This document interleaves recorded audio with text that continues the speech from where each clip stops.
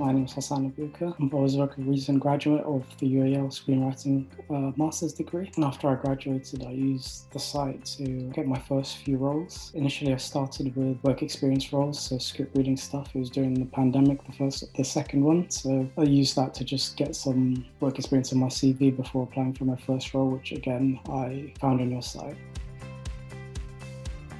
My first internship was in script reading for a script reading competition. Coming from a screenwriting background, it was really useful to me, and it helped me develop my writing skills and also ignited my passion for development and for me to figure out what I want to do eventually, which is to work in development and production, which was what my first role was after the work experience. The value I've seen in my first job in film is that despite there being a fee, which I think puts a lot of people off, they collate a lot of legitimate job postings, unlike a lot of other websites. And I found that, especially with the work experience side of it, companies prefer you coming through a website like yours rather than applying to them at random points during the year. So I think you'll get more success, in my opinion, doing it this way.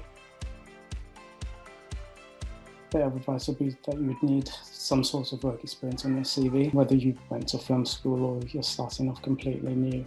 I think it's essential. Yeah, and maybe I'm a bit biased, but I would recommend your site to find the work experience. Whichever part of the industry you're aiming for, whether it be a writer, director, producer, whatever, runner jobs are specifically the best place to start, in my opinion. And they can be mundane at times, but they're the perfect place to meet people. And a lot of this is about knowing the right people. If they get a new job, then they might hire you afterwards. So it's really about knowing people. So that's where I would start. So we'd receive about 15 scripts a week to read. The first competition I worked for was just as basic as a yes or a no. The second one was a bit more complicated where, depending on the amount they paid, they received different levels of service. So the highest paying would receive feedback directly from us. They would have the opportunity to reapply. There wasn't really an opportunity to kind of speak to them, which is something I was a little bit disappointed about. There was one instance where I saw a project that I did really see potential in, and I did ask for the person's contact in my spare time, and I got in touch with them and a few of my classmates, and we kind of created a workshop environment, which I really enjoyed. Yeah, and again, it helped me realize that development is really where I wanted to be, and it kind of obviously helped develop my writing skills as well, because you're also learning on the job a little bit.